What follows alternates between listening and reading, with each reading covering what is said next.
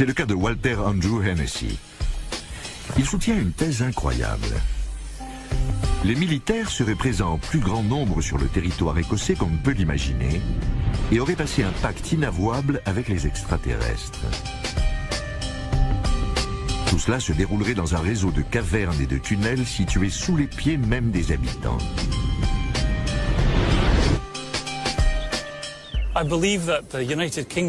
Je pense que le Royaume-Uni est l'un des endroits qui a le plus de lieux souterrains, tout particulièrement dans le centre de l'Écosse. C'est une région qui a l'un des réseaux de cavernes les plus méconnus au monde. Des cavernes? Andrew Hennessy est parvenu à cette conclusion étonnante en remarquant que l'Écosse était jalonnée de pylônes, de sites interdits et de zones protégées par des barrières.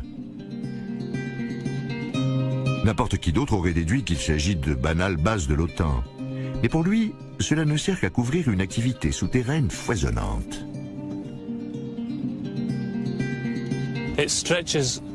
Cela s'étend jusqu'à Dunfermline pendant des kilomètres et des kilomètres. Au-dessus des transmetteurs, des pylônes et des paraboles du centre de contrôle militaire, j'ai vu un vaisseau spatial lumineux en forme de cube avec plein de lumière bleue. Andrew dit qu'il a découvert l'entrée d'un tunnel sur cette colline près de Bonny Bridge.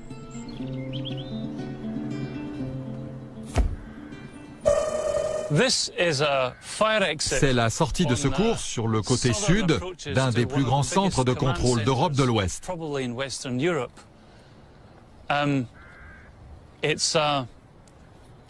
C'est la sortie de secours de la base souterraine. Si vous vous demandez ce que les extraterrestres complotent avec l'armée, c'est tout simple. Andrew dit que les envahisseurs vivent dans un empire grand comme une galaxie et s'approvisionnent sur Terre. Ils ont un empire immense. Ils ont mis au point un système de portails dont l'un se trouve dans le West Lothian près de Bonny Bridge.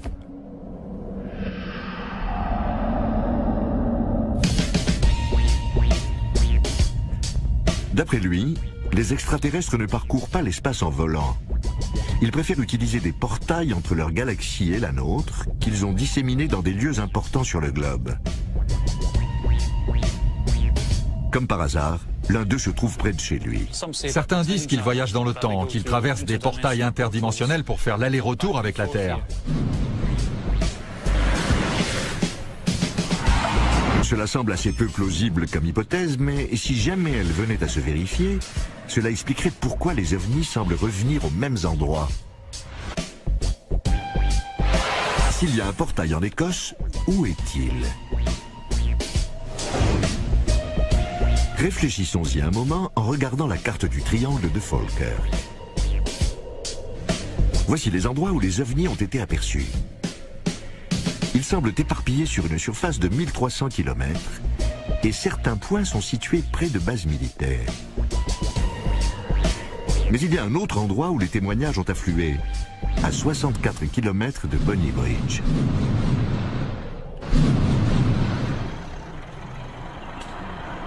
Il s'agit de la petite ville de Roslyn, dans le sud du triangle.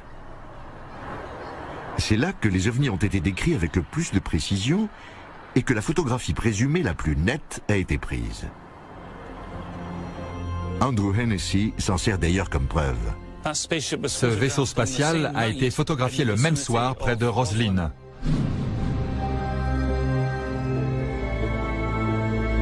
À première vue, Roslyn est une petite ville anodine.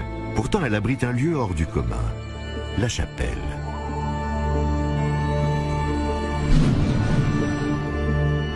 C'est l'un des endroits les plus mystérieux au monde.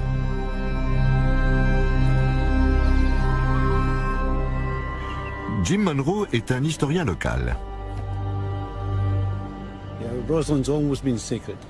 Roslyn a toujours été un lieu sacré. C'est l'un des sites les plus sacrés en Grande-Bretagne, sinon au monde. Nous avons fait des recherches qui nous ont menés en l'an 700, une époque où il y avait certainement des druides. C'est aussi l'épicentre d'une des théories du complot les plus étranges. Voilà les faits dont nous disposons. La chapelle a été bâtie en 1446 par William Sinclair. On dit qu'il faisait partie des Templiers, un ordre chrétien très riche et très puissant qui a fini par être excommunié par le pape.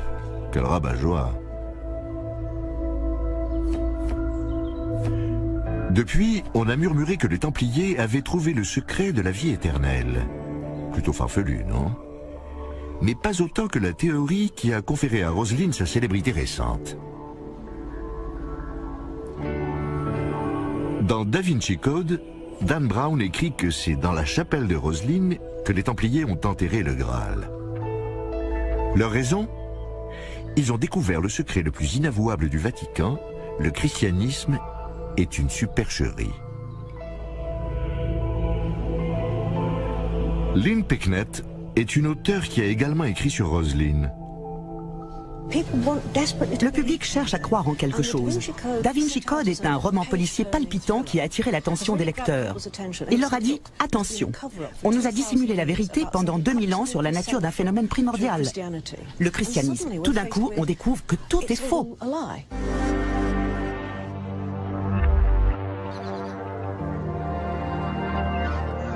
Dan Brown n'est pas le premier à avoir élaboré des thèses saugrenues autour de Roselyne. C'est même le dernier d'une longue lignée. Depuis des siècles, les gens pensent que la chapelle renferme des messages secrets, laissés là par le chevalier qui l'a construite. À Roselyne, tout est marqué, numéroté et au bon endroit. Rien n'est là par hasard. On peut interdire des livres ou les brûler, mais ce livre-là est en pierre. Il sera toujours là. Personne ne semble savoir ce qu'il nous dit. Il y a des millions de théories à ce sujet, presque autant que la chapelle a de visiteurs. Apparemment, Sinclair était porteur d'un message. En revanche, nul ne sait d'où il tirait ses connaissances. C'est déjà bien assez mystérieux, mais cela le devient encore plus quand on relie tout cela aux ovnis que les gens affirment avoir vus. L'ufologue écossais Ron Halliday s'est penché sur la plupart des cas. La chapelle de Roselyne a toujours été considérée comme un lieu mystique. C'est vrai qu'on a aussi souvent vu des ovnis dans la région depuis des années. Des objets triangulaires ou circulaires dans le ciel ou sur le sol.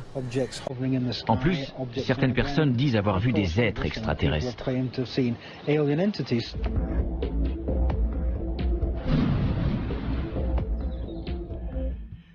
Plusieurs personnes ont émis l'hypothèse que certains détails inexplicables présents dans la chapelle étaient dus aux extraterrestres. Par exemple, des sculptures de maïs américain, sculptées bien avant que l'Amérique ne soit découverte. Ou ces plantes grimpantes enroulées autour du pilier de l'apprenti, en une représentation quasi parfaite de la double hélice de l'ADN. Des extraterrestres super évolués ont peut-être donné certaines connaissances avancées à William Sinclair pour qu'il laisse ces messages. Vous trouvez l'idée extravagante? Certes, mais ce n'est pas tout.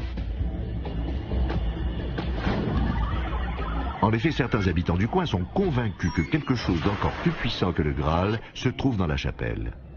Un portail extraterrestre vers une autre dimension.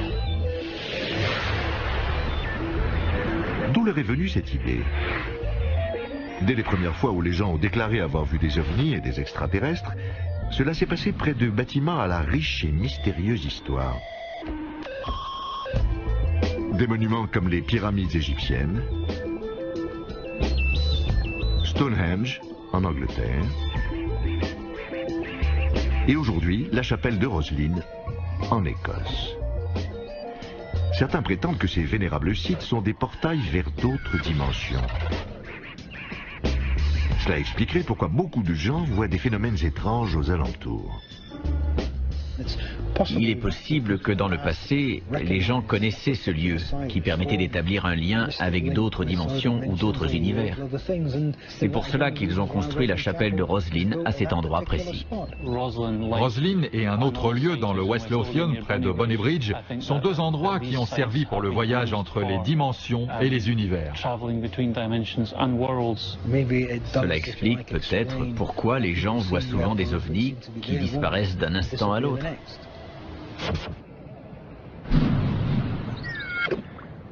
Contre toute attente, les experts auxquels nous avons demandé de trouver le portail de Roslin disent être tombés dessus. Tout à coup, je me suis senti soulevé du sol. Je pouvais sentir avec mes mains où se trouvait le portail, où il commençait et où il finissait. C'est peut-être un portail vers une autre dimension. Qui sait?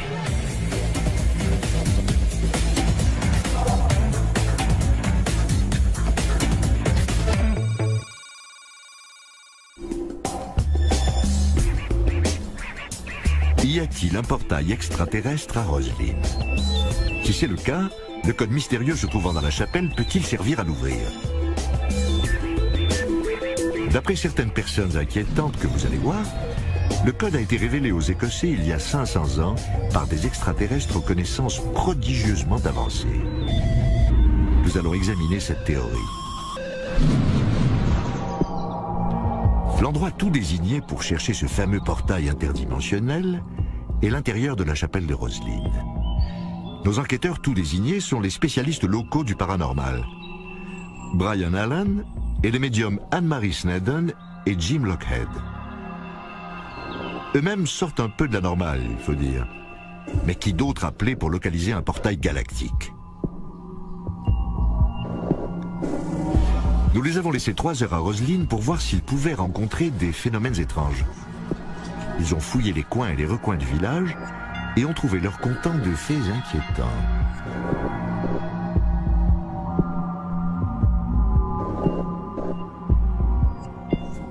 L'un des guides m'a demandé de me tenir sur une dalle précise dans la crypte. J'ai eu une sensation incroyable. J'ai senti une espèce d'ondulation sous mes pieds, comme si j'étais sur un tapis en caoutchouc et que quelqu'un le faisait bouger. C'était vraiment extraordinaire. Le guide m'a demandé ce que je ressentais. Je lui ai dit et il m'a répondu que ce n'était pas étonnant vu que tous ceux qui se placent à cet endroit ressentent la même chose. J'ai eu l'impression d'arpenter un bateau de la poupe à la proue. Je ressentais un roulement agréable dans mon corps. C'est difficile à décrire. Cela n'allait pas sur le côté.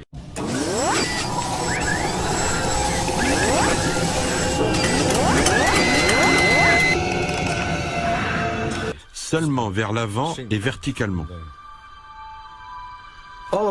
Tout d'un coup, j'ai commencé à décoller du sol. Je vous le jure. C'était comme si on me prenait par les talons et qu'on me poussait vers l'avant. Et j'ai trébuché. Brian Allen et ses amis sont tombés sur le portail, au sens propre. Je pouvais sentir avec mes mains où se trouvait le portail, où il commençait et où il finissait. C'était comme un grand tube. J'ai senti la porte sous mes doigts. Elle a bougé légèrement quand j'ai appuyé. Mais ce n'est pas tout. Non seulement ils ont détecté le portail, mais ils ont une théorie ingénieuse pour l'ouvrir. Ils disent que la réponse se trouve dans la chapelle. Je suis convaincu qu'il existe un portail dans la chapelle de Roslin. Et je suis sûr que le moyen de l'ouvrir se trouve aussi dans ce bâtiment. C'est au vu et au su de tous, mais il faut seulement pouvoir décoder les informations. Dans le plafond de l'aile sud-ouest de la chapelle se trouve une série de cubes arrangés en motifs étranges dont la signification a toujours échappé aux visiteurs. Cependant, Brian Allen dit en avoir percé le secret. C'est grâce à ces cubes que l'on peut ouvrir le portail. Je pense que la clé réside dans ces cubes. Leurs faces sont ornées de motifs parfois différents, parfois répétés, parfois uniques, qui composent une partition musicale. Je pense qu'on peut la lire en utilisant ce qu'on appelle les figures de Chladni. Les figures de Chladni désignent les célèbres expériences faites par le savant allemand Ernst Chladni. C'est l'une des premières méthodes d'observation des ondes sonores dont nous ayons la trace. Nous avons demandé au professeur d'acoustique de l'Université d'Édimbourg de nous aider à éprouver cette théorie.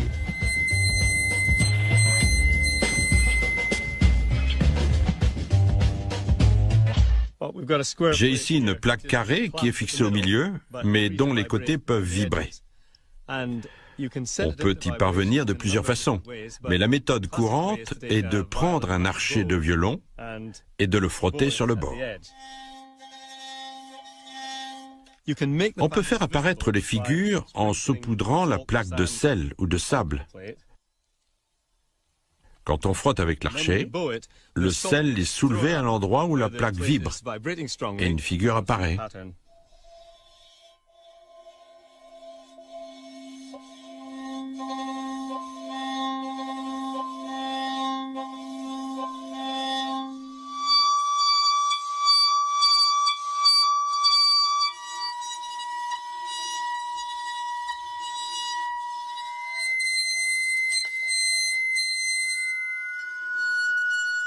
Professeur, est-il possible que Brian Allan ait raison?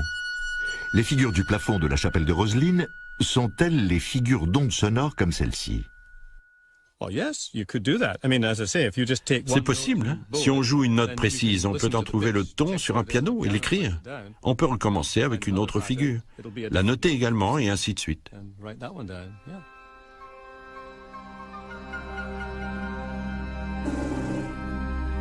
Brian Allan pense que les figures présentes sur les faces des cubes représentent des séries de notes. Selon lui, elles indiquent une mélodie qui fera vibrer les cubes et permettra l'ouverture d'un portail interdimensionnel.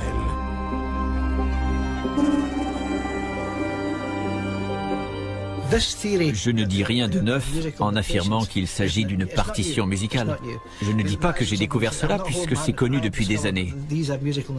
Le seul problème qui subsiste, c'est celui de déchiffrer cette partition.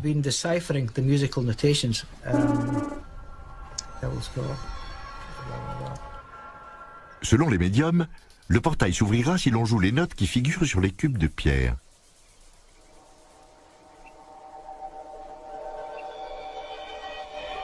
Nous avons donc demandé au professeur Campbell d'essayer de reproduire les figures grâce à la méthode de Chladni.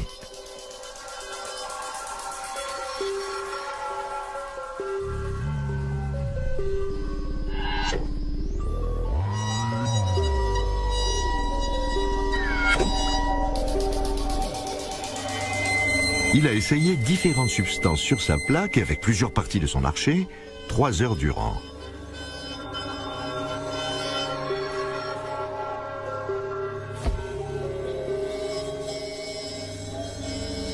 Mais cela n'a rien donné. Il a été incapable de reproduire les figures. Apparemment, les inscriptions de la chapelle n'ont rien à voir avec les figures de Chladni. Malgré cet échec, les médiums n'ont pas été déçus. Selon eux, l'ouverture du portail aurait des conséquences terribles. Il y a plusieurs portails de par le monde. Je suis persuadé que si on en ouvre un, tous les autres s'ouvriront. Et ce sera le chaos. L'idée d'ouvrir un portail me terrifie. On ne sait pas ce que l'on va laisser rentrer.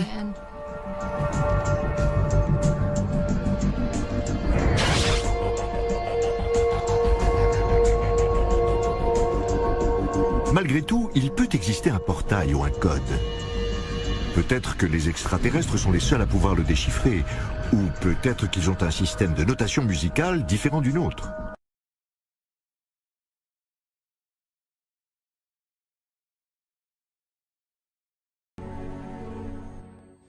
Si vous allez un jour à une convention d'ufologues, comme il y en a des centaines chaque année, vous constaterez qu'on accorde une grande attention aux gens qui disent avoir été enlevés par des extraterrestres. Et on ne peut pas parler d'ovnis et d'ufologie sans aborder ce phénomène. Cependant, en entendant les témoignages qui vont suivre, n'oubliez pas ceci. Les psychologues disent qu'il n'y a aucune raison de penser que ces soi-disant kidnappés sont plus perturbés que la moyenne de la population. Nous sommes des gens parfaitement normaux. Vous nous côtoyez au travail, dans votre famille, parmi vos amis. Pourtant, nous vivons des expériences extraordinaires. Et nous cherchons tous à comprendre ce qui nous arrive. Qui est derrière tout ça et pourquoi? Cette nuit-là, j'étais couché quand 4 de ces êtres sont entrés chez moi. J'étais réveillé dans mon lit. Je ne sais pas d'où ils sont venus, ni comment. Mais ils sont entrés très rapidement et se sont avancés vers moi. Soudain, ils se sont tous retrouvés à côté de mon lit, à ma droite. Je me suis tourné vers eux. J'étais sûr que j'allais mourir. Ils mesuraient 1,20 m. Et m'ont paru très froid. C'est extrêmement dérangeant d'être dans une pièce avec quelque chose qui n'est pas censé exister. J'ai été emporté à bord du vaisseau et emmené dans une pièce complètement scellée. Je ne peux pas parler de ce qu'on m'a fait là-bas, c'est trop personnel. C'est incroyable. Ils sont dans ma chambre. Ils sont dans la chambre. Ils sont tous les deux à ma gauche. Deux à gauche. Ils sont de nouveau là, à ma gauche. Ils sont là. Bud Hopkins est un artiste qui a consacré les 25 dernières années à faire des recherches, convaincu que les extraterrestres sont parmi nous et qu'ils enlèvent des gens. À quoi ressemblait-il? 1,20 m, 1,35 m de haut. Il consigne les récits de gens emmenés à bord de vaisseaux spatiaux puis ramenés sur Terre avec un souvenir confus ou inexistant de cette expérience. Je suis incapable de bouger. Pourtant j'essaie. J'ai travaillé avec des centaines et des centaines de kidnappés. Et il ne fait aucun doute que ça dure depuis des années. Peut-être pas aussi fréquemment que ces derniers temps, mais avant, on ne savait à qui raconter cela. La majorité des gens ont l'impression que ça n'a pas pu leur arriver. C'est Bud Hopkins qui a convaincu une grande partie de la communauté des ufologues que l'abduction est un phénomène réel. Je conserve les dessins de ce dont les gens se souviennent à l'intérieur du vaisseau, en particulier le visage des extraterrestres. Je fais ça depuis de nombreuses années, depuis 1975. La caractéristique principale est le crâne énorme, alors que la bouche est presque inexistante, une fente minuscule. Bud Hopkins a été le premier. Il a publié des ouvrages et des articles dans des magazines, a donné des conférences, puis les autres ont suivi. Aujourd'hui, l'abduction est un thème récurrent au cinéma et à la télévision. D'après un sondage effectué en 2002, un Américain sur 5 est convaincu que le phénomène est réel. Quant aux kidnappés, ils sont profondément traumatisés par le souvenir de ce qu'ils ont vécu. La plupart des abductions que j'ai subies ont eu lieu dans mon lit en pleine nuit. Mais ça n'est pas vrai dans la majorité des cas. La plupart des abductions que j'ai subies ont eu lieu dans mon lit en pleine nuit. Mais ça n'est pas vrai dans la majorité des cas. Je suis couchée et j'éprouve une sensation de peur. Il y a quelque chose dans la pièce et je ne peux plus bouger. Je ne pouvais plus bouger la tête sur le côté, mais en regardant vers le pied du lit, j'ai vu des gens. Je vois des yeux qui me traversent. Et ensuite, je ne me rappelle plus rien. Et je me réveille le lendemain matin. Parfois, la personne se rappelle le début et la fin de l'expérience, mais pas ce qui s'est passé entre les deux. Et c'est une vraie torture. Alors, ils viennent me voir et on entame le travail de recherche. Le plus souvent, Bud Hopkins a recours à l'hypnose, une façon pour lui de mettre la personne en relation avec les souvenirs qu'elle aurait refoulés. Installez-vous confortablement, détendez-vous. L'hypnose peut s'avérer très utile. Quand un individu est détendu, on arrive à éliminer les sensations parasites et à obtenir un souvenir net de ce qui s'est passé. Vous êtes dans votre lit. 1, c'était il y a longtemps, veuillez retourner. 2, vous y êtes presque. 3. Il me regarde très attentivement. Je dis « il », mais je ne sais pas. Une des choses qui a attiré mon attention dès le départ, c'est la similitude entre tous ces cas, les mêmes détails qui revenaient toujours. Grâce à la régression sous hypnose, je me suis rendu compte qu'il y avait un vaisseau spatial d'une trentaine de mètres de long à gauche de ma maison. Un extraterrestre en est descendu et s'est retrouvé à côté de mon lit. Il tend la main, je tends la mienne. Sa peau est toute parcheminée, très sèche au toucher. Et puis je ne me rappelle plus comment, mais on flotte dans les airs.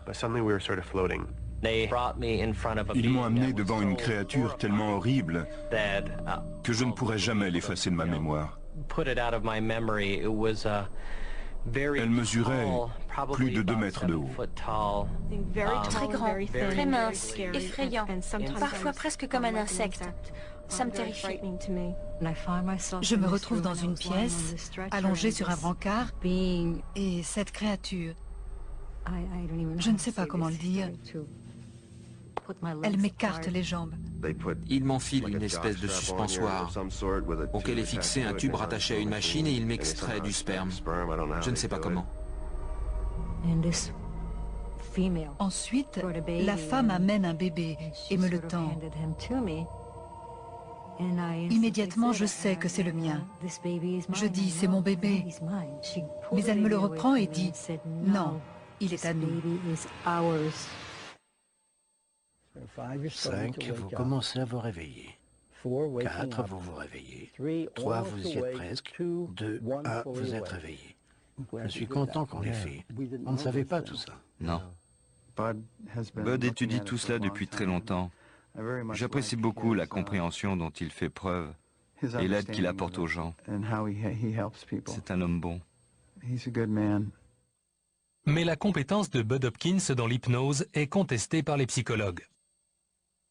Rien ne prouve que l'hypnose peut aider à retrouver des souvenirs, ni que les souvenirs éventuellement retrouvés soient précis.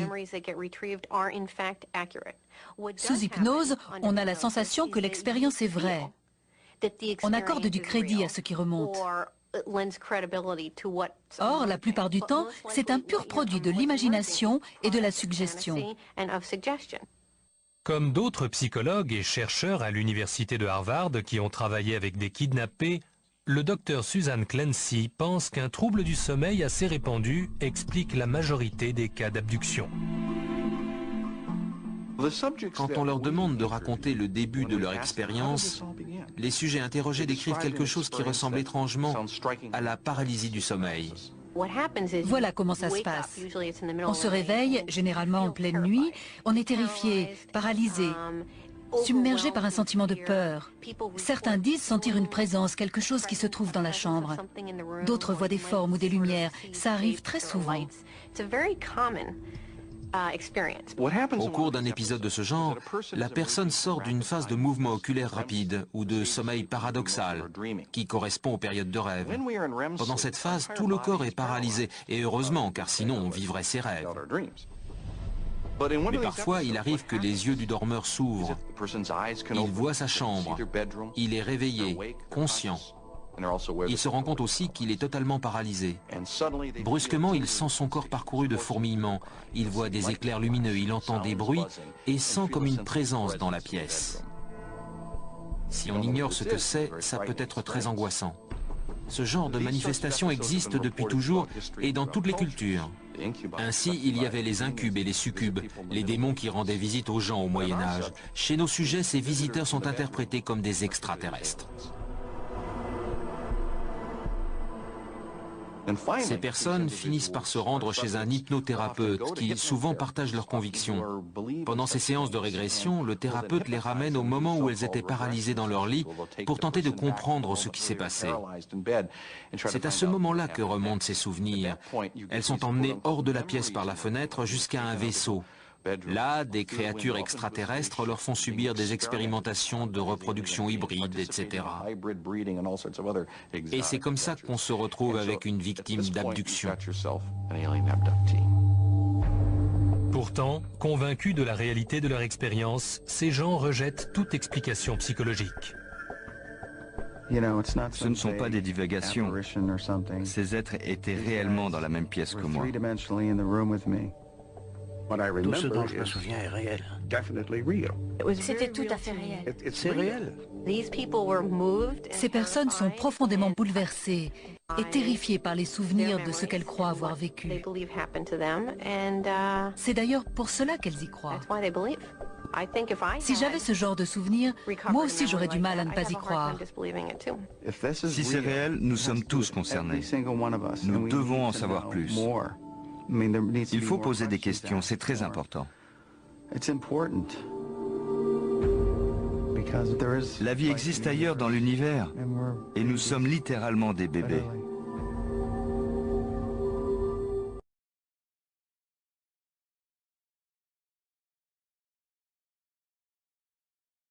Toutefois, dans une interview exclusive pour Secrets et Mystères du Monde, cet homme, David Adair, un expert de renom mondial dans le domaine des technologies de l'espace, a accepté de faire des déclarations publiques sur sa propre expérience dans la zone 51.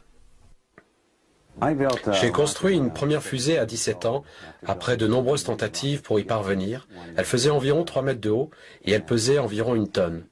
La conception du réacteur était en quelque sorte unique.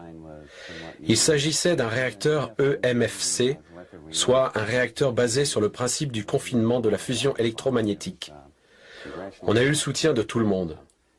Avec l'aide du Congrès et celle de l'armée, une fois l'engin prêt, on l'a transporté à la base aérienne de Wright-Patterson et puis jusqu'à White Sands, au Nouveau-Mexique. Le 20 juin 1971, on a procédé au lancement.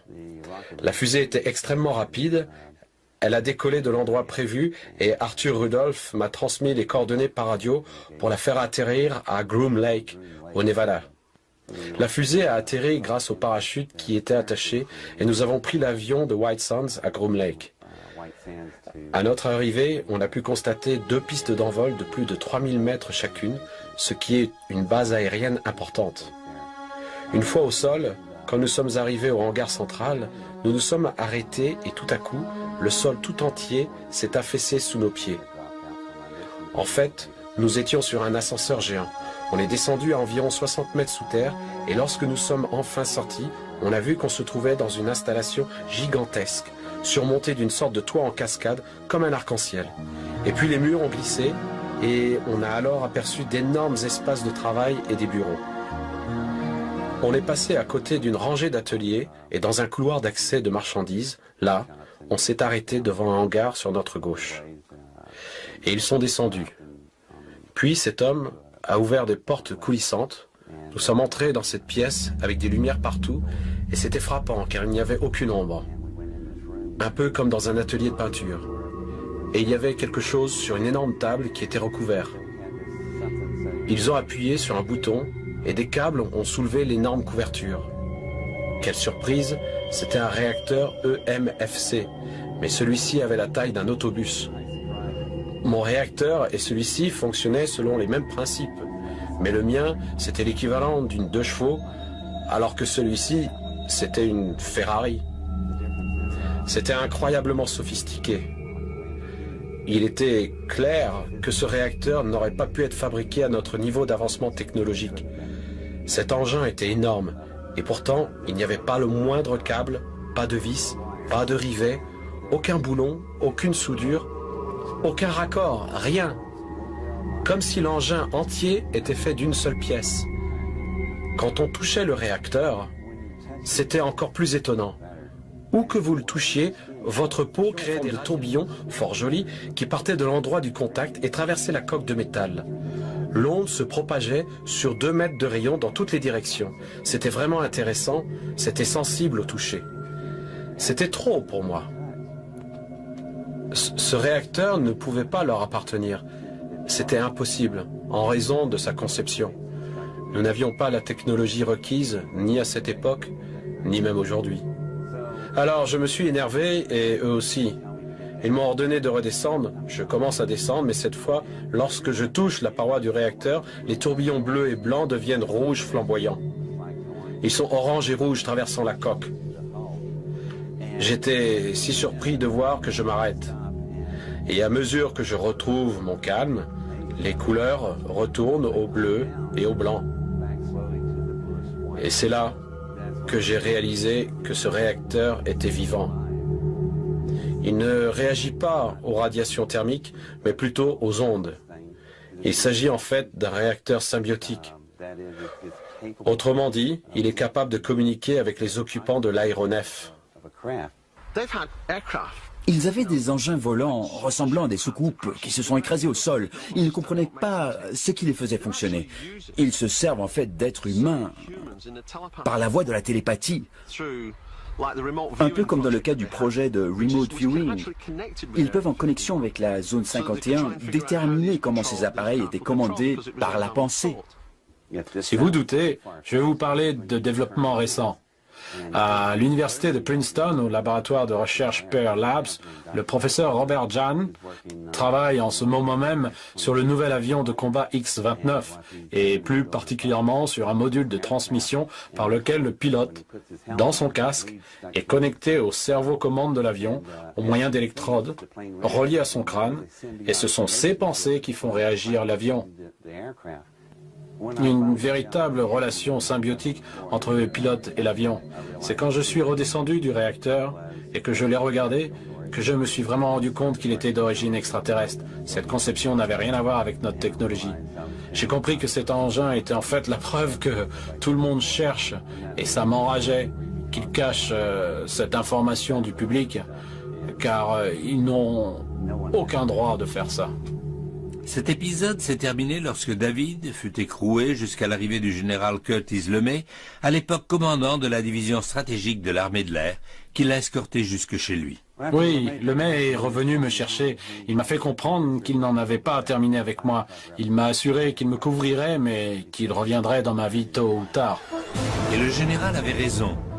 À peine s'était-il diplômé, David Adair reçut sa convocation au service militaire pour 8 années au service de la marine de guerre des États-Unis.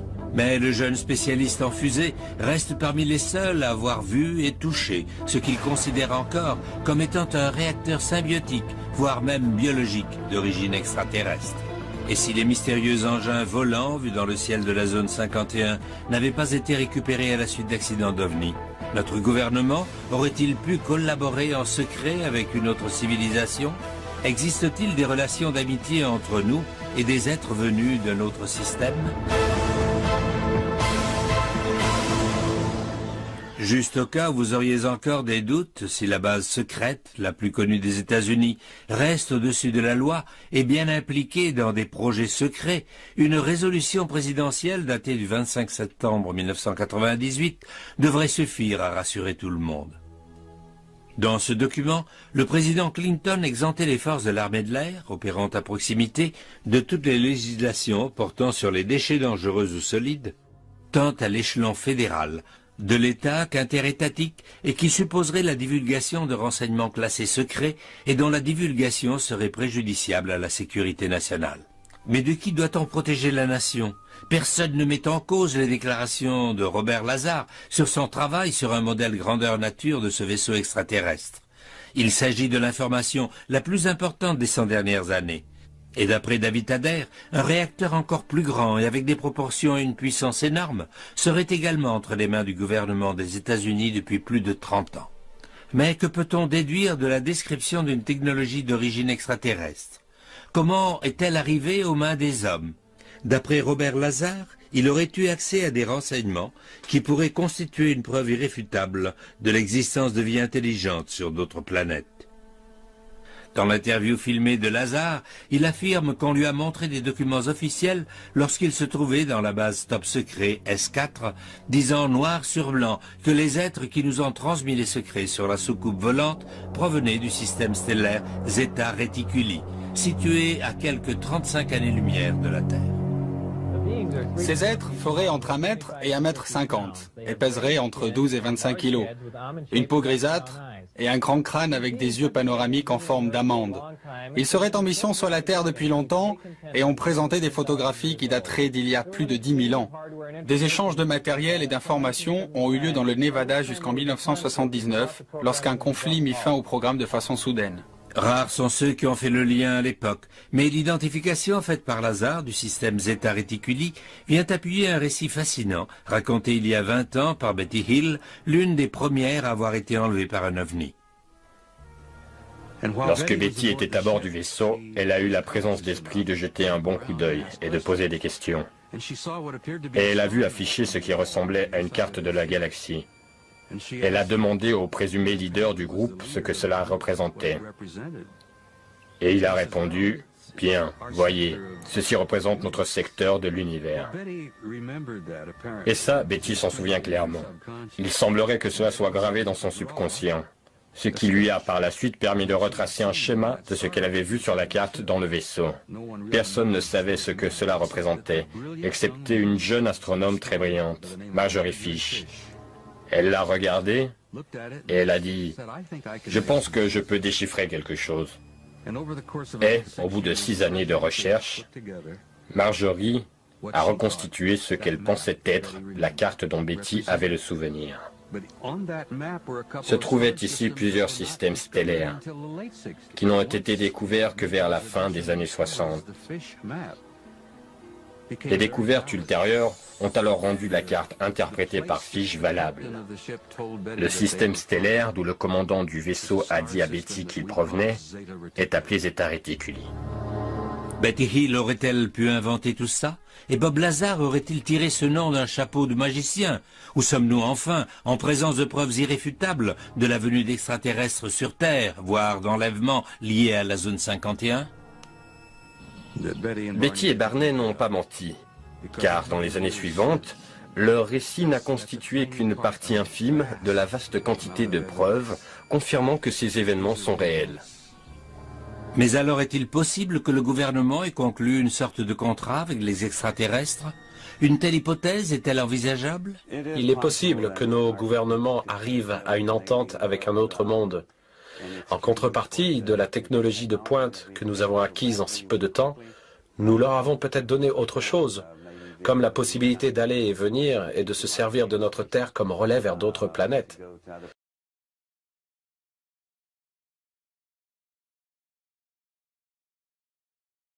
À la fin de l'été de cette année-là, la télévision, la radio et les journaux de l'Amérique ont envahi la place pour couvrir un fait divers étonnant. Probablement le plus étrange et le plus incroyable de cette décennie. À l'époque, les médias américains n'avaient d'intérêt que pour l'espace et les objets volants non identifiés. Au cœur de cette controverse, un couple de fermiers, Elmer Sutton et son épouse Vera. Mon père, Elmer Lucky Sutton, il avait hérité de ce surnom de Lucky parce qu'il était chanceux. Il a vécu beaucoup d'adversités dans sa vie. Il a quitté la maison durant le carnaval à l'âge de 14 ans. À l'époque, la femme de son père, Vera, était un peu plus âgée que lui. Mais ils avaient du plaisir ensemble, de vrais adolescents. Ils avaient monté un spectacle tous les deux, où mon père lançait des couteaux dans sa direction. Accrochés à une planche, les couteaux venaient se planter tout autour d'elle. De quoi donner la chair de poule. Pourquoi ils faisaient ça, je n'en sais rien, mais ils l'ont fait. Ils étaient comme ça. Croquis à l'appui, le couple Sutton, leur ami Billy Ray, son épouse et leur enfant, ont affirmé avoir été attaqués par des nains aux yeux jaunâtres, avec de grandes oreilles pointues, et marchant portant leurs bras levés au-dessus de leur tête, comme si on les dévalisait, diront plus tard la famille. La presse à sensation titrera extraterrestre venu de l'espace. La rencontre Kelly-Hopkinsville en 1955 est vraiment une histoire fascinante. La maison était pleine. Nous formions une famille de 14 personnes. Il y avait mon père, ma grand-mère, mes oncles. Nous étions 14 dans la maison ce soir-là. Le 21 août 1955, vers 19h, Billy Ray Taylor sort chercher de l'eau au puits. Levant les yeux, il aperçoit une lumière étrange qui tombe dans un ravin. Étonné, il se précipite à la ferme des Sutton pour raconter son histoire. Il ne savait pas ce que c'était. Il est rentré dans la maison et a raconté ça à tout le monde. Je croyais qu'il essayait de nous faire une blague, parce qu'il était assez habile à ce jeu. Désintéressé, Elmer jette un œil à la fenêtre. Mais il insistait, il ne lâchait pas.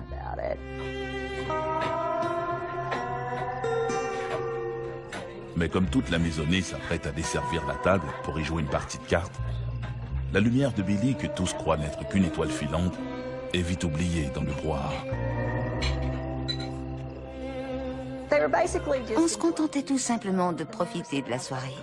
Les hommes jouaient aux cartes, les femmes avaient préparé le souper et rangé la table, les enfants jouaient ensemble, et c'était tout simplement une soirée calme et paisible ce soir-là. Une heure plus tard, le chien se met à aboyer. Intrigués, Billy Ray et Elmer Sutton décident d'aller voir ce qui se passe. Alors mon père s'est levé et a dit « Viens me montrer ce que tu as vu ». Et ils se sont rendus près du puits. Billy Ray a pointé le ciel. En lui décrivant ce qu'il avait vu, mon père lui a dit que ça devait être une étoile filante ou une pluie météorite, parce qu'il y avait beaucoup de météorites ce mois-là. Et il a répondu « Non, non, Loki », parce que le surnom de mon père était Loki. « Non, Loki, ce n'était ni l'un ni l'autre. C'est quelque chose que je n'ai jamais vu. » Alors ils sont revenus vers la maison, et comme ils allaient rentrer, ils ont aperçu quelque chose qui sortait du bois. Quelque chose qui mesurait environ 1 mètre, 1 mètre et demi.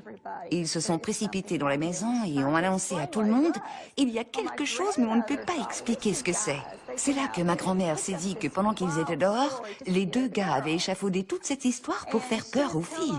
Alors on leur a dit d'arrêter parce qu'ils faisaient peur aux enfants. Il y avait plusieurs enfants dans la maison et mon père a répondu « Non maman, il y a vraiment quelque chose, je suis honnête. » Ma grand-mère a compris qu'ils étaient vraiment sérieux quand mon oncle et mon père ont attrapé le fusil et la carabine et se sont dirigés vers la porte pour faire le guet.